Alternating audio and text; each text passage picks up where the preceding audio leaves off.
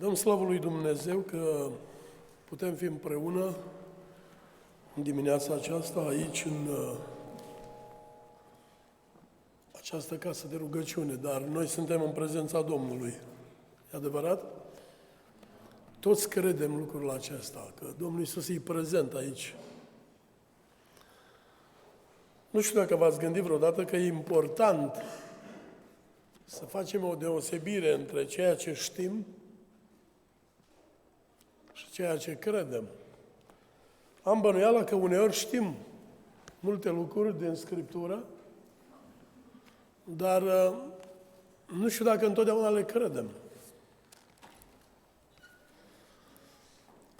Credința nu este o acceptare cu mintea intelectuală a unor adevăruri. Putem ști anumite adevăruri, dar să credem în ele e total diferit. Când crezi, întotdeauna acționezi potrivit cu ceea ce crezi. Nu știu dacă dumneavoastră ați urmărit lucrul ăsta, eu m-am urmărit pe mine și am observat că știu multe lucruri din Scriptură, dar nu întotdeauna cred tot ceea ce știu. Adică, în mod practic, nu întotdeauna acționez potrivit cu ceea ce cred. Deși știu. Întrebarea care rămâne este ce credem noi sau cât credem noi cu adevărat în Domnul Iisus Hristos. Eu mi-am ales să vă împărtășesc în dimineața aceasta câteva gânduri despre credință, făcând o legătură cu ceea ce se întâmplă în epistola lui Pavel către Coloseni, pentru că asta e cartea de care eu m-am ocupat în ultimile 5 săptămâni, la Iași, în zona Sucevei. De aceea, după ce vom citi textul, am să mă întorc puțin în Coloseni, să arăt câteva lucruri și o să revin la Evrei, capitolul 11. Deci, Evrei, capitolul 11, vom citi de la versetul 1 până la versetul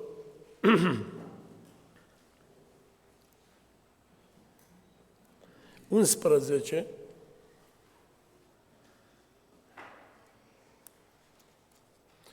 Și apoi vom mai citi din partea a doua din capitolul 11,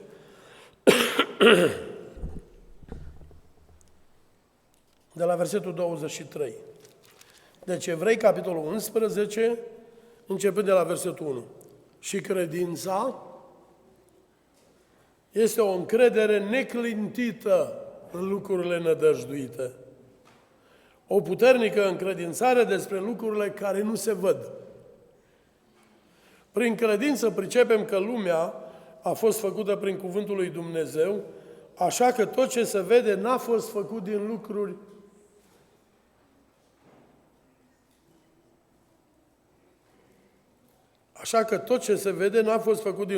care se văd. Au fost făcute din lucruri care nu se văd. Prin credință a adus Abel lui Dumnezeu o jertfă mai bună decât Cain. Prin ea a căpătat el mărturia că este neprihănit. Da, mersi mult. Și prin ea vorbește el încă măcar că este mort. Prin credință a fost mutat Enoch de pe pământ ca să nu vadă moartea și n-a mai fost găsit pentru că Dumnezeu îl mutase. Căci înainte de mutarea lui, primise mărturia că este plăcut lui Dumnezeu. Și fără credință este cu neputință să fim plăcuți lui. Căci cine se apropie de Dumnezeu trebuie să creadă că El este și că răsplătește pe cei ce-L caută. Prin credință Noe, când a fost înștiințat de Dumnezeu despre lucruri care încă nu se vedeau, și plin de o teamă sfântă a făcut un chivot ca să-și scape casa. Prin ea el a osândit lumea și a ajuns moștenitor al neprihănirii care se capătă prin credință. Prin credință, Avram, când a fost chemat să plece într-un loc pe care l-avea să lea ca moștenire, a ascultat și a plecat fără să știe unde se duce. Prin credință a venit și s-a așezat el în țara făgăduinței ca într-o țară care nu era a lui și a locuit în corturi ca și Isaac și Iacov, care erau împreună moștenitori cu el ai aceleiași făgăduințe. Căci el aștepta cetatea care are temelii tari, al cărei meșter și ziditor este Dumnezeu. Prin credință și Sara, cu toată vârsta ei trecută, a primit putere să zămislească, fiindcă a crezut în credincioșia celui ce îi făgăduise. Haideți să citim și versetul 12. De aceea, dintr-un singur om, și încă un om aproape mort, ca Avram și Sara, s-a născut o sămânță în mare număr, ca stelele cerului, ca nisipul de pe malul mării, care nu se poate număra. La versetul 23, tot în 11, prin credință a fost ascuns Moise 3 luni de părinții lui, când s-a născut, pentru că vedeau că era frumos copilul și nu s-au lăsat înspăimântați de porunca împăratului. Prin credință, Moise, când s-a făcut mare, n-a vrut să fie numit fiul fiicei lui Faraon, ci a vrut mai bine să sufere împreună cu poporul lui Dumnezeu decât să se bucure de plăcerile de o clipă ale păcatului. El socotea ocara lui Hristos ca o mai mare bogăție decât toate comorile Egiptului, pentru că avea ochii pironiți spre răsplătire. Prin credință a părăsit el Egiptul, fără să se teamă de mânia împăratului, pentru că a rămas neclintit ca și cum ar fi văzut pe cel ce este nevăzut. Amin. Poate v-ați întrebat de ce eu am zis că mă întorc în Coloseni. Coloseni este o carte care este foarte aproape de Efeseni, numai că are foarte multe afirmații care le găsești în Efeseni. Efeseni se ocupă de biserică, Coloseni se ocupă de Domnul Iisus Hristos. Evrei se ocupă cu precădere de Domnul Iisus Hristos sau de supremația Lui, așa cum apare și în Coloseni, și de un principiu de viață care e credința. De supremația credinței. Deci când te uiți cu atenție în Coloseni, o să vezi că în primele trei capitole se vorbește de supremația lui Hristos declarată în capitolul 1, în capitolul 2, supremația lui Hristos apărată și în capitolul 3, supremația lui Hristos demonstrată în practică. Și eu am vrut să fac paralela asta, că dacă te uiți în Evrei, vă dau o imagine de ansamblu. În Evrei de la 1 la 6 este supremația lui Hristos. E o discuție în capitolul 1 care se continuă, comparându-l pe el cu îngerii și așa mai departe, nu? Știți lucrul ăsta. Deci, Evrei 1:6, supremația lui Hristos. Evrei 7 până la 10, supremația preoției Domnului Iisus Hristos. Și Evrei de la 11 la 13, supremația credinței. Deci, Hristos și credința noastră în El. Sau, mai corect și mai bine zis, Domnul Iisus Hristos, și cred că e mai frumos să ne adresăm așa, că El este Domnul nostru. Noi nu ne putem așeza pe același nivel cu El. Noi suntem frații Lui. El s-a așezat pe același nivel cu noi, dar noi nu ne putem așeza pe același nivel cu El. E o problemă de reverență. El este suprem sau cel mai valoros sau cel mai important în toate lucrurile. Noi credem în cel mai celebru om care a existat vreodată. Noi credem într-un om care este Dumnezeu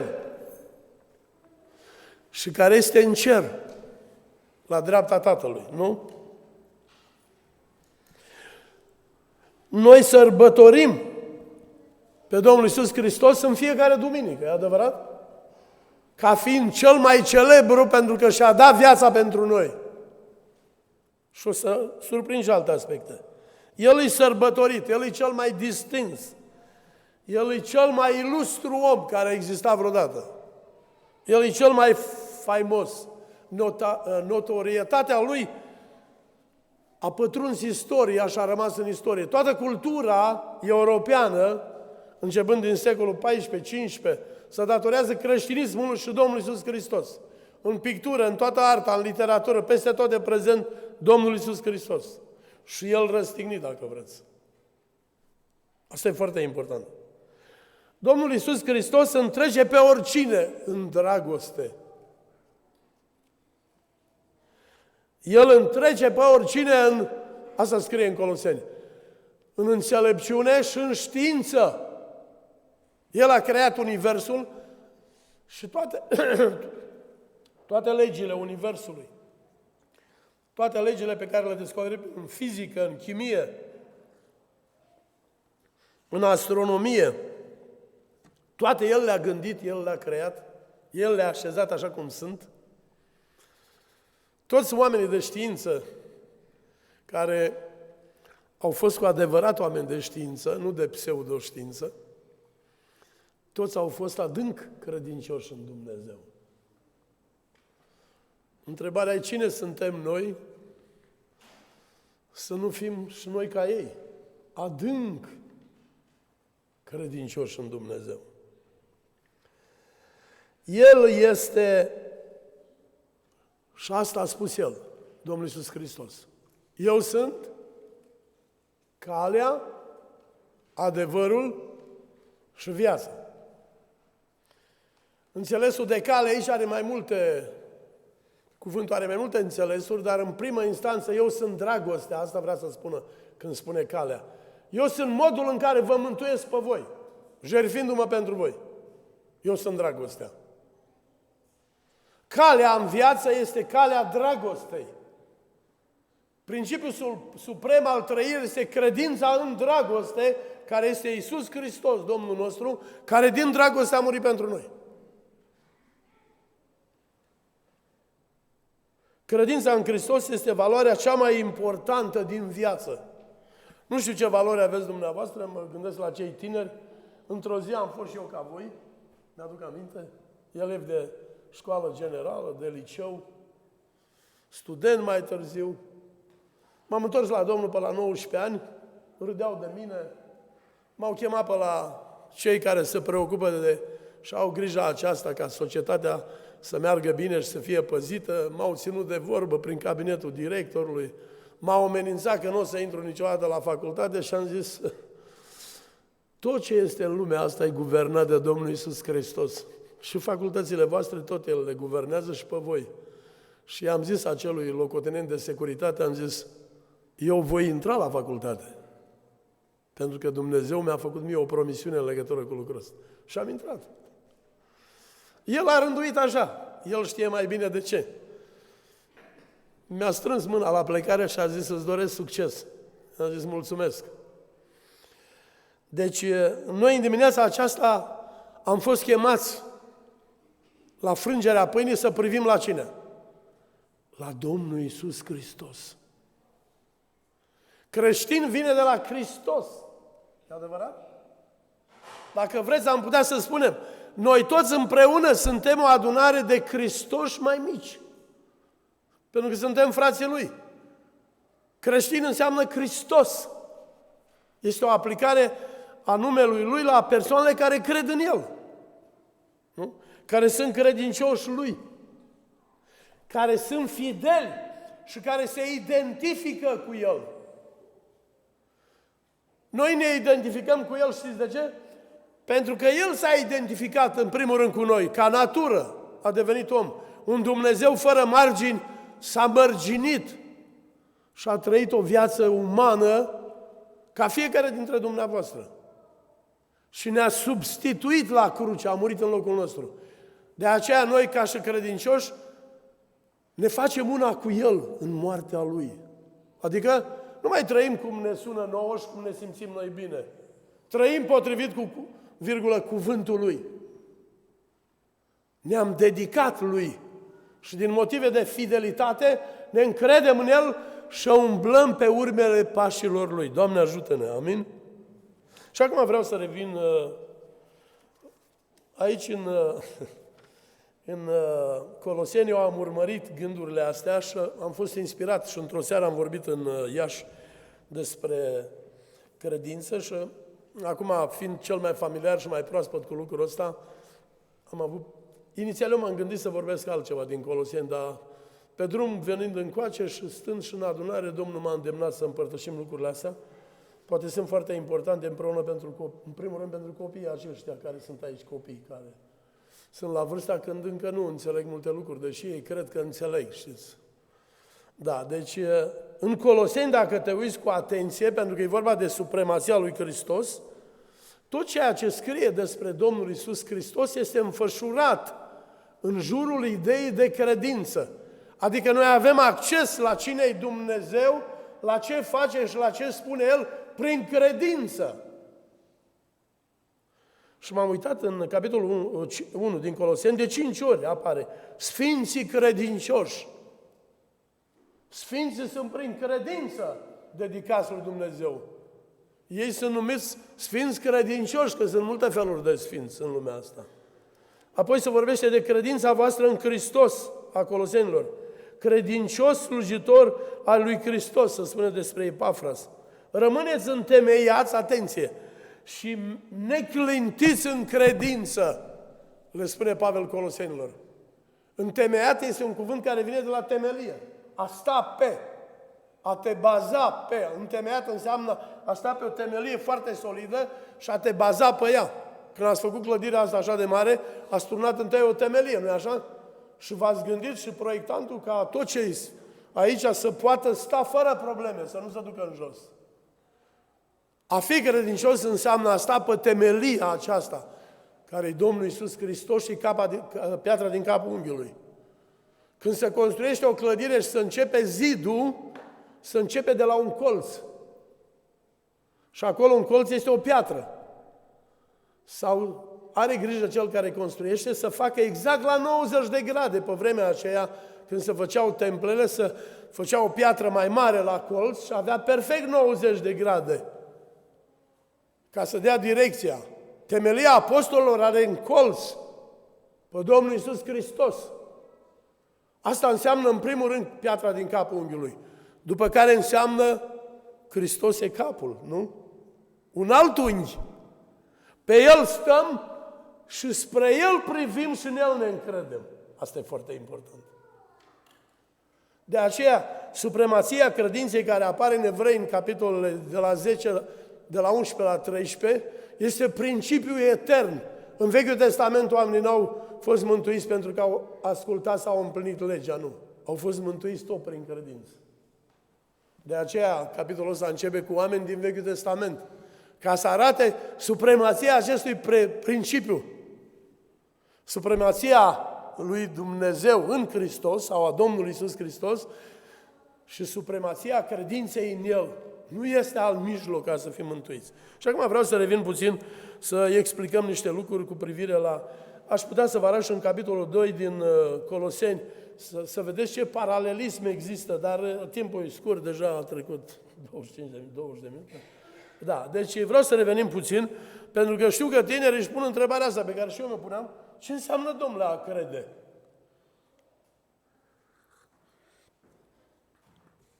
Vreau să vă citesc cum scrie primul verset în limba greacă. E diferit de ce scrie în românește. Ca idee de bază, spune același lucru, dar are niște nuanțe pe care Cornelescu, el a tradus din franceză, să știți. Cornelescu n-a știut ebraică și greacă. Învățase un an sau doi, dar de aceea nici nu și-a permis să traducă direct din original, că nu știa. Și a tradus din franceză. Lui Zigond o traducere foarte bună, cum e la noi Cornelescu. În primul rând vreau să vă spun, când spune aici, și credința este o încredere neclintită, e foarte bine zis. Credința este o bazare, dacă vreți. Dar în greacă este un cuvânt care se traduce, credința este substanțierea lucrurilor sau realității nevăzute. Propoziția din greacă e mai scurtă, aici avem o frază, care se repetă, nu? Credința este o încredere și în lucrurile nădăjduite, deci e vorba de o realitate pe care nu o vedem, lucrurile nădăjduite sunt promisiunea ale lui Dumnezeu în legătură cu realitatea veșnică în care suntem introduși prin credință de aici. Și pe urmă spune, o puternică, deci din nou, presupune o puternică. Credința este în același timp o puternică încredințare. Deci este o repetiție. În limba română există, pentru cei care știu mai bine limba română, asta se numește tautologie, repetarea unei idei care surprinde alte nuanțe. În greacă a fost simplu scris. Credința este substanțierea realității nevăzute a făgăduințelor lui Dumnezeu. Unii o să zică, ce e, domnule, substanțiere? E un termen puțin, zicem noi, filosofic, dar e foarte important să-l folosim. Și vă spun de ce. De exemplu, eu am fost la Dorin dimineață și am văzut acolo trandafiri și m-am oprit și am mirosit un trandafir. L-am substanțiat, am luat în mine. Și Dorin mi-a pus în față o masă bogată, n-am băut decât o cafea, că nu obișnuiesc și la vârsta asta încerc să mănânc cât mai puțin. Mă lupt cu acest monument. Când mănânci, tu substanțiezi, adică iei substanța mâncării în tine. A substanția înseamnă a te hrăni cu ceva. A lua în tine. Și credința este hrănirea cu realitatea nevăzută, am putea să spunem în cuvintele mai populare ale omului de rând. Nu e așa că e diferit? Că dacă nu iei lucrurile așa, atunci rămâne ca ceva la nivelul minții. Unii au definit credința ca un acord. Sunt de acord cu ce scrie în Scriptură. Să-ți fie de bine, nu-i suficient. Nu? Poți să fii de acord, sunt mulți oameni de acord. Scriptura e o carte extraordinară pe care n-a bătut-o nicio carte până acum. Ea e la rădăcina și scrierea multor cărți din lumea asta. Scriptura, să știți. De aia e foarte important să înțelegem sensul adânc pe care Duhul Sfânt l-a pus acolo. A crede înseamnă a te hrăni cu, virgulă, cuvântul lui Dumnezeu. Cu? Și ce spune cuvântul lui Dumnezeu? Realitatea nevăzută. Care e realitatea nevăzută? Sunt multe lucruri cu privire la realitatea nevăzută, dar cel mai important e o persoană. Obiectul credinței mele nu este material, este înrădăcinat într-o persoană. Este o persoană, e Domnul Iisus Hristos. Eu cred în Domnul Iisus Hristos. Și în ce spune El? Mă hrănesc cu Domnul Iisus Hristos. E adevărat? Ne-am hrănit la frângerea pâinii într-un mod simbolic. Dar noi toți ne-am ațintit privirile la ce? Când am frânt pâinea, noi am văzut pe Domnul Iisus frângându-se pe cruce de dragul nostru. Prin credință, privim la scena asta. Când bem vinul, privim la scena aceasta a zdrobirii Lui. Coroana de spini care a făcut să-i curgă mult sânge, biciuirea Lui, cuile care au fost bătute în mâini și în picioare și de acolo curgea sânge din belșug ca să spele pe toți și păcatele noastre. Noi reedităm, de fapt, la frângerea pâinii. Ce? Momentul suprem al dragostei lui Dumnezeu care ne-a înlocuit, ne-a substituit. De aceea Scriptura spune că noi ne-am făcut una cu El unde? În moartea Lui. După care, în multe locuri și în Romani, capitolul 6, ne-am făcut una cu El unde? În învierea Lui. Moartea Lui ne-a pus într-o nouă relație, ne-a primit, nu? Întrebarea e simplă. Te hrănești tu cu Domnul Iisus Hristos în fiecare zi? Cine El? La început era Cuvântul. El e Cuvântul. Scriptura asta e Cuvântul Lui. E Hristos într-o altă formă, să știți. Într-o formă scrisă. De la un capăt la altul e numai Domnul Iisus Hristos, viața Lui, înțelepciunea Lui, gândurile Lui, făgăduințele Lui. Te hrănești tu cu asta în fiecare zi? Și o să revină, să vedeți în text. Haideți să mergem mai departe acum. Prin credință pricepem, observați un lucru? Primul lucru pe care îl avem prin credință este un nou mod de a gândi, un nou mod de a vedea realitatea, un alt fel de a înțelege. Pricepem ceva care oamenii au demonstrat și știința demonstrează și adevărata știință a confirmat că ce spune Scriptura e adevărat cu privire la pământ, la creație, la legile astronomiei. Totul e aici în esență, în sămânță. Pricepem că lumea a fost făcută de Dumnezeu, nu prin evoluție. Evoluția este o mare minciună pentru cei care n-au credință, 1 și 2, pentru proști. Înțelegeți? Adică proști sunt cei care nu cred în cuvântul lui Dumnezeu. Să mă ierte unii care mă ascultă acum, dar asta spune Scriptura.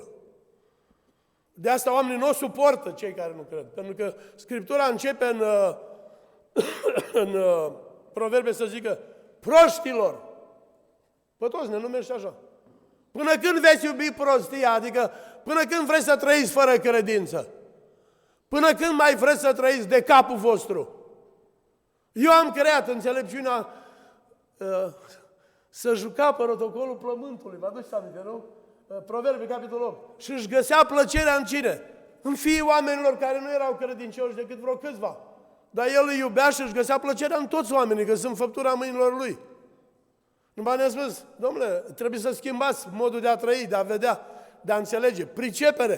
Prin credință, dintr-o dată gândești diferit, dintr-o dată începi să vezi ce n-ai văzut înainte, începi să înțelegi ce n-ai înțeles înainte și începi să ai o altă direcție și să aranjezi viața diferit. Ăsta e primul lucru pe care îl realizează credința. Când te hrănești cu acest cuvânt al lui Dumnezeu, te luminezi și te prinde o mare bucurie. Foarte important. Deci, vreau să mergem mai departe. Prin credința a adus Abel lui Dumnezeu o jertfă mai bună decât Cain. Ăsta e un verset foarte disputat și s-au făcut și să fac multe încă discuții de ordin teologic cu privire la ideea de aici.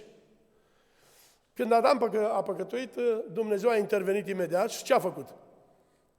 Ce a făcut? Care a fost primul lucru care l-a făcut Dumnezeu? Cine își aduce aminte? Cum? Trebuie să zici mai tare, că eu...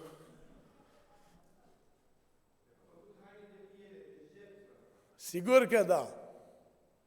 Primul lucru pe care l-a făcut Dumnezeu n-a fost să-i dea un picior în spate și să-l arunce afară. Nu. Primul lucru care l-a făcut, pentru că Avram și-a descoperit, iertați-mă, Adam și-a descoperit goliciunea, l-a acoperit. Dragostea acoperă. A adus o jertfă și prin jertfă, prin sângele acela, l-a spălat de neascultarea și de răzvrătirea lui și l-a îmbrăcat cu pielea acelei jertfe, nu? I-a făcut haine. L-a îmbrăcat Dumnezeu pe Adam. Dar acolo, ceea ce a făcut Dumnezeu vrea să arate, nimeni nu se mai poate apropia de mine decât prin sacrificarea altei persoane, altei ființe sau a unui animal. Încă oamenii nu înțelegeau multe lucruri.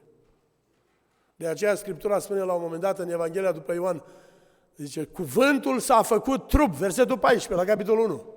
Iar mai târziu, când Ioan Botezătorul boteza, ce a zis? Iată mielul lui Dumnezeu. Iată mielul de jertfă. Iată jertfa. Iată jertfa. Care ce face? Să substituie cu voi și moare în locul vostru.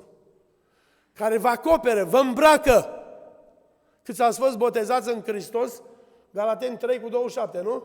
Cu Hristos ne-am îmbrăcat. Ce frumoasă e Scriptura, extraordinar. Am așa o bucurie când mă gândesc la Scriptură și vorbesc din Scriptură. Deci, dar de ce era jertfa lui mai bună? Cain a adus și el o jertfă și tot ce a avut mai bun din munca lui i-a oferit lui Dumnezeu. I-a căutat prietenia prin realizările lui și prin munca lui și a adus calitatea cea mai bună. Dar nu ăsta era drumul lui Dumnezeu. Oricât de bine ai face anumite lucruri, nu-L impresionezi pe Dumnezeu și nu te ajută să te apropii de El. Numai prin jertfă. Numai prin jertfă. Și acum e clar, prin jertfa Domnului Iisus Hristos.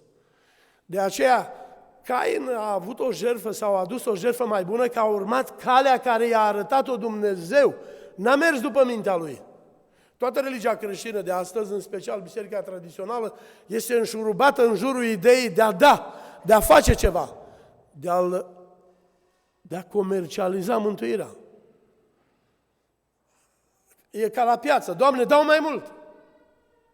Dau toată averea mea, a zis la un moment dat Zacheu. Asta nu te rezolvă pe tine ca persoană. Un singur lucru te rezolvă. Jertfa Domnului Iisus Hristos. Asta e calea pe care Dumnezeu a arătat-o. E singura, nu mai este alta, singura, vreau să vă spun cum scrie în greacă, unica. E unic. Nu mai există ceva de felul ăsta, sau asemănător, sau ceva apropiat care poate rezolva. Nu, e unic. Ce s-a întâmplat în mintea lui Abel?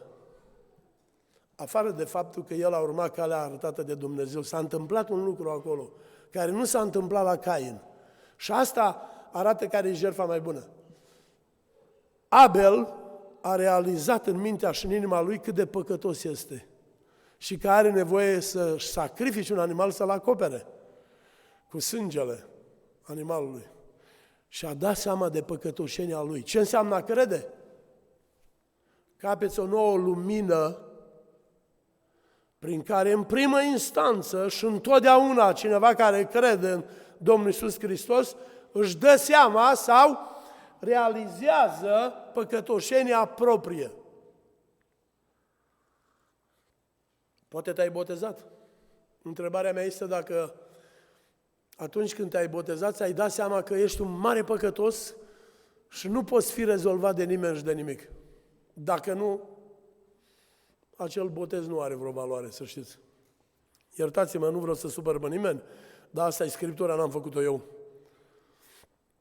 Botezul ca urmare a faptului că eu atunci când intru în apă declar, m-am făcut una cu Hristos în moartea Lui. Și când am ieșit din apă declar, sunt una cu Domnul Iisus Hristos în învierea Lui.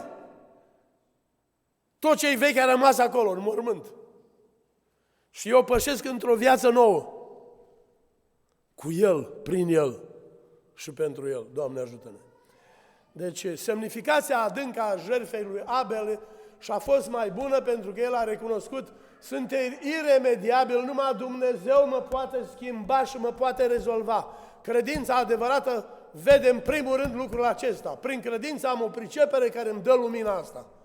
Și avem ocazia în dimineața asta să ne verificăm dacă avem credința aceasta reală din Scriptură sau este o credință proprie. Circulă o poezie de pe vremea când eram ca voi, în care este descrisă ideea tradițională a credinței, în care oameni, în poezia asta, sunt exemplificați prin ceea ce fac ei ca și Cain și zice: dar eu am credința mea. Tu poți să ai credința ta, dar dacă nu ai credința din Scriptură, nu te mântuie și nu te duce nicăieri. Rămâi aici, pe pământ.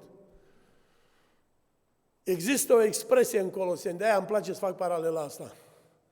Noi n-am fost tăiați împrejur cu o tăiere făcută de mână, cum au fost tăiați împrejur evrei, ci cu tăierea împrejur a lui Iisus Hristos. Ăsta e un lucru foarte profund, care înseamnă în două cuvinte: m-am făcut una cu El în moartea Lui și prin puterea Lui sunt un om nou.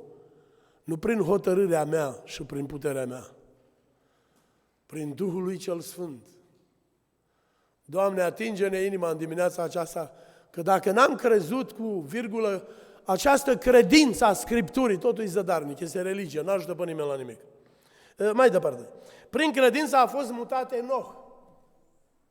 A fost răpit la cer. Noi avem calendarul lui Enoch, să știți. Calendarul lui Enoch este un calendar astronomic, după soare. De aceea are 365 de zile. Calendarul evreiesc n-are 365 de zile? Dumnezeu le-a dat evreilor un calendar din 360 de zile, diferit.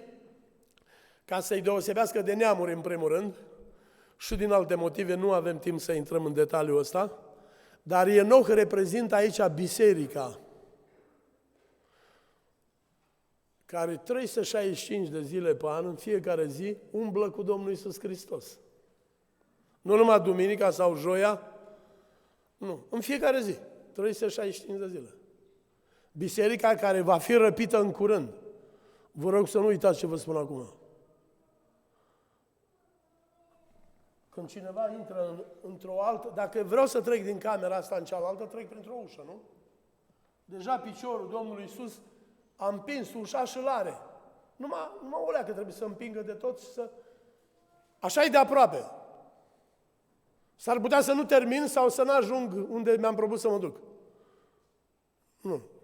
Mi-am sărutat nevasta la plecare și am zis, dragă, Domnul știe, s-ar putea să ne vedem în cer.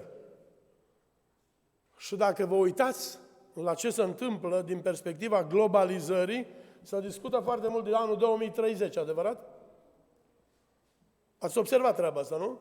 2030 se vor împlini 2000 de ani de când a început Domnul Iisus să lucreze. Osea, capitolul 6. Pregătește-te 2 zile, că a 3-a zi voi veni la tine. E făcută evreilor, dar are de-a face cu aceste 2 zile de pregătire, care a fost dat și pentru evrei. Și unii s-au întors la Domnul, unii nu s-au întors. Deci în 2030 se împlinesc, atunci se intră în mileniu, de fapt, potrivit planurilor lui Dumnezeu cu evrei. În ce privește biserica? Ea nu are semne în Scriptură. Toate semnele din Matei, din Luca și din Marcu, care vorbesc despre venirea Domnului, venirea a 2 oară sunt legate de venirea pentru Israel. Biserica e o taină și va fi răpită în taină. Nu va vedea nimeni decât vor constata că am dispărut. Scrie în Faptele 1:8. Bărbații Israeli, de ce vă uitați așa? Iisus s-a ridicat în sus și un nor l-a acoperit. Cine a fost prezent acolo? Doar ucenicii. Și discuția continuă. El va veni în același fel. Cum? În ochii bisericii. Numai biserica îl va vedea. Când va răpi biserica. Când va veni pentru Israel a 2 oară, orice ochi îl va vedea și cei care l-au străpuns. Asta e deosebirea mare. Când vine pentru biserică, o răpește, El ne așteaptă în văzduh. Duhul Sfânt ne transformă și ne ia.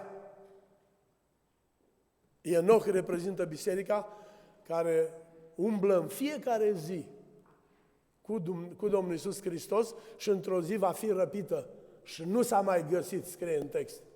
Și se vor da multe explicații, ele sunt deja pregătite. Este și un film pregătit în care vor proiecta pe cer pe Hristosul cu anti în față. Înțelegeți? Cerul va deveni un ecran mare și lumea îl vor vedea toți pe Anticrist. Și el se va da drept Dumnezeu. Totul e pregătit. Deci ușa e crăpată, acum urmează să intre Domnul Iisus. Sunt eu sau tu gata? Abel arată închinarea prin credință.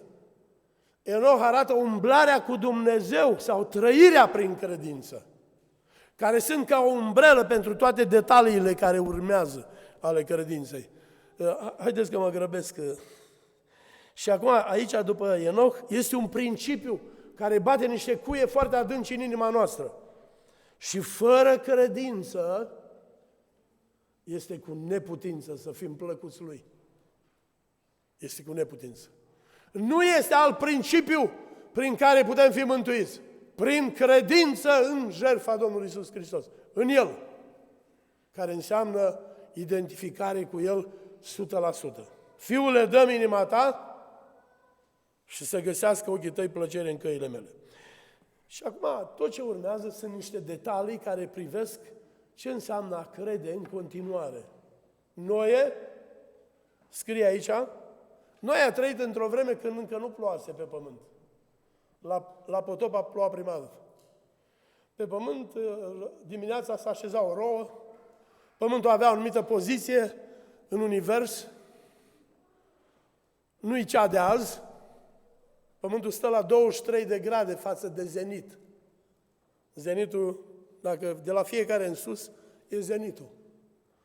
Nu? Pământul stă la 23 de grade și se realizează cele 4 anotimpuri, mă rog, e o poveste întreagă. Asta s-a întâmplat după potop, aranjamentul în care trăim acum. Și s-a găsit unul înainte de potop să zică, Domnule, o să vină o ploaie mare că vă neacă pe toți. Dumnezeu mi-a dat poruncă, fac o corabie, eu și familia mea suntem scăpați, dar sunteți bineveniți oricare din voi vreți.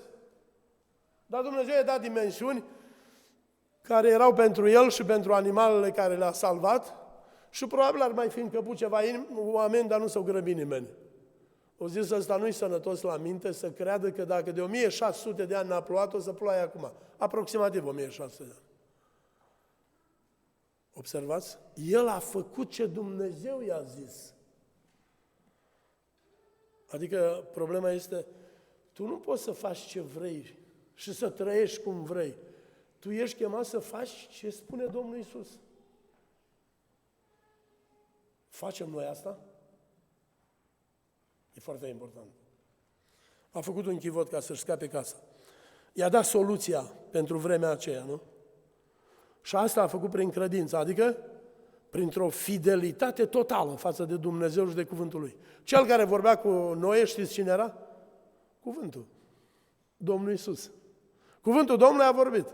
Cuvântul Domnului s-a întrupat, apărea în chipul unui bărbat și așa mai departe. Da, prin credința Avram, când a fost chemat să plece, atenție, un alt detaliu al credinței. Deci, 1, sunt chemat să fac prin credință exact cum mi se spune. 2, Avram a fost chemat să plece, la versetul 8, într-un loc pe care avea să lea ca moștenire. A ascultat. Se subliniază asta printr-un contrast. A ascultat, adică ce a făcut? A plecat. Unde? I s-a spus să plece. I s-a spus unde sau nu? Nu i s-a spus. A plecat fără să știe unde se duce. Să asculți. Eu sunt aproape ca vârstă de vârsta care o avea Avram când a fost chemat. Am împlinit 71, el avea 75. Vă imaginați că vine un bătrân ca mine și spune, Domnule, am plecat. Și zice Dorin, unde pleci, Domnule? Zic, nu știu, o să-mi arate Domnul pe drum. Băi, nu cred că ești chiar sănătos la minte. Sunt convins că mulți au spus lucrul ăsta lui Avram. Dar el știa că Dumnezeu să-i arate pe drum. El a plecat pentru că Dumnezeu i-a spus. A ascultat, cu alte cuvinte. Ascultarea credinței nu este legată de rațiune care zice, trebuie să fii mai concret. Nu. Este legat de încrederea mea în ce spune Dumnezeu. Eu mă hrănesc cu ce spune Dumnezeu. Asta e pâinea mea de fiecare zi. Și vreau să vă, ca să nu credeți că fac aici numai teorie, vreau să vă spun, am fost bolnav anul trecut în toamnă, am avut vertigo, se numește, sau vârtejuri, la nivelul urechii interioare, unde este o pădurice de fire de păr care sunt din carne, unde merge semnalul sonor. Și cea mai mare problemă cu vertigul ăsta a fost că aveam amețeli, mi se făcea negru și cădeam jos din picioare. A început acum 2 ani. Când eram la Iași, înainte de a pleca la adunare, am căzut jos acolo. M-am trezit în scurt timp, dar momente în care n-am avut control, știți? M-am dus la un control în America anul trecut, în toamnă, și mi-a dat medicamente și doctorii mi-au explicat. Am luat o săptămână medicamentele. Pe o săptămână am zis, Doamne, dar nu ești Tu doctorul meu? Și am zis, eu mă încred în Tine. Și le-am luat și le-am aruncat la gunoi. Comandasem în România un medicament care nu se găsea în America, Betaserc se numește, special pentru treaba asta. Am o vară care e farmacistă, nevasta lui Dan Maftei, e rudă cu fratele ăsta de pe prima bancă. Scuze-mă. Și mi-a trimis Ana Maftei, sora asta, cred că o cunoașteți, că Dan Maftei a fost pe aici. Ea a avut vertigo și a zis, Nelu, eu am luat și mi-a făcut bine. Și a venit medicamentul și nevastă mea zice, acum vreau să văd eu câtă credință ai tu. O să iei medicamentul sau nu? Și am zis, nu o să le iau. Am în sertar încă 2 cutii, că 2 le-am dat la altul, care m-a întrebat, frate, am auzit, cum te-ai vindecat? Zic, m-a vindecat Domnul. Din momentul în care am aruncat, s-a terminat cu orice simptomă. Și n-am vrut să iau cel mai bun medicament. Am refuzat, efectiv. Și am dat la cineva, acum zic, spune lui fiul tău sau la ginerele tău că se poate vindeca prin credință. Am zis, tu ești doctorul meu și ești doctorul tuturor doctorilor. Te rog să te atingi de mine și să-mi dai înapoi echilibru. Și din octombrie până acum sunt ceva luni, nu? Vreo 3 luni jumate, 2 luni jumate și cu vreo 7 luni și jumate, sunt 10 luni. Niciun fel de simptome de nimic. Prin credință se poate orice problemă rezolva. De aceea ne-a dat Dumnezeu credință. Numai să fim gata să-L urmăm fără să punem întrebări, fără să vrem să ni se explice rațional, să ascultăm. M-am dus la doctor, acum să mă operez de cataractă. La ochiul ăsta am vrut. Cu ăsta văd bine, orice. Cu ăsta aveam o ceață pe ochi. Vedeam, nu mai vedeam să citesc cu ochiul drept. Când m-am dus la doctor. Asta a fost pe 6 august. Am făcut din America planificare. M-am dus la doctor și mi-a zis, trebuie să te operăm de cataract. Zic, trebuie să mă mai gândesc, să vorbesc cu nevastă, i-am zis doctorului. Probabil prin jurul 1 august. Și m-am apucat să mănânc afine. Pentru că ele au niște antioxidanți care repară cristalinul, care e o sticlă din carne făcută de Dumnezeu, foarte interesant. Știți că văd mai bine acum? Pot citi numai cu ochiul ăsta, dacă vreți vă dau o probă. Închid ochiul ăsta, înțelegeți? Și unde să citesc? Să nu părăsim adunarea noastră, cum au unii obicei. Citesc ca și cu celălalt. Acum o lună de zile nu puteam citi cu el. Unii au râs de mine, vă mărturisesc, unii au râs de mine. Dintre frați. Și cineva mai de vârsta mea mi-a zis, domnule, nu cred că ești serios. Am zis, da, e adevărat. Serios, după tine ar fi să mă încred în ce zic doctorii. Dar eu mă încred în Domnul și cred că El va face ochiul ăsta să vadă tot așa de clar ca celălalt. Deja văd îmbunătățirea. Înțelegeți? Asta înseamnă prin credință. Înseamnă să te dai pe mâna Domnului. Din toate punctele de vedere. Înțelegeți? Timpul aproape a trecut. Haideți să mai citim încă ceva. Despre Avram se spune că aștepta o cetate. Așteptăm noi cetatea în Nou Ierusalim. Dar vreau să vin la un lucru foarte important pe care tinerii au nevoie de el. Prin credință, Sara a primit putere. Zice, frate, îmi spunea o tânăr, când îl văd pe băiatul ăla că intră în adunare, sunt moartă după el, Domnule. Sunt moartă după el. Simt așa cum mă umplu de o bucurie și de o dorință de a-l avea ca prieten și ca soț. Și am zis, draga mea, tu trebuie să cauți voia Domnului. Umple-te de voia Domnului. Și lasă-l pe Domnul să-ți spună care e băiatul ăla sau fata aia pentru tine. Prin credință, dacă zici că nu poți, ai răspunsul aici. Sara a primit putere și era aproape moartă din punct de vedere fizic. Nu putea să aibă copii, n-avusese toată viața. Era o femeie stearpă. Auziți? Și Avram era foarte bătrân și a zis, Doamne, noi suntem bătrâni. Ce mai, la vârsta asta, mai putem noi avea copii? Dar au crezut în credincioșia. Adică despre ce e vorba? Când Dumnezeu a scris ceva aici, va face potrivit cu ce a scris, dacă crezi. În El ai puterea asta prin credință. Să-ți înfrânezi orice dorință. Nu este o dorință rea că îți place de un băiat, dar dacă te domină aia și tu vrei mai mult băiatul ăla decât voia Domnului, aia este rău. Înțelegeți? E mai important să zici, Doamne, eu vreau voia Ta. Trimite-mi un bărbat care Tu l-ai rânduit pentru mine sau o fată care Tu ai rânduit. Eu vreau voia Ta, Doamne. Umple-te de bucuria asta, de voia Domnului, prin credință. Vei avea putere să depășești orice dorință. Și vreau să vă dau un exemplu din Vechiul Testament, să vedeți că așa gândeau și atunci. Psalmul 23, versetul 1, toți îl știm, nu? Mai târziu spune, da, fericirea și îndurarea mă vor însoți. Dar știți cum zice la versetul 1? Domnul este păstorul meu. Și în românește zice, nu voi duce lipsă de nimic. Știți cum zice în original, în ebraică? Zice, nu mai îmi trebuie nimic. Când Domnul e păstorul meu, nu mai am nevoie de nimic, Domnule. El rezolvă, are toate lucrurile în mâna Lui. Nu mai am nicio dorință. I want nothing, scrie în engleză. Nu mai vreau nimic, nu mai îmi trebuie nimic. De ce? Pentru că Domnul e păstorul meu. El are grijă de toate lucrurile. Asta înseamnă să crezi în El, să te încrezi în El. Să nu ai niciun fel de așteptări de la nimeni și să nu ai speranțe care nu duc nicăieri. Încrede-te în Domnul. Fă-L pe El păstorul, care te hrănește și te călăuzește. Astea sunt cele două funcții. Și mai iau un verset și cu asta terminăm.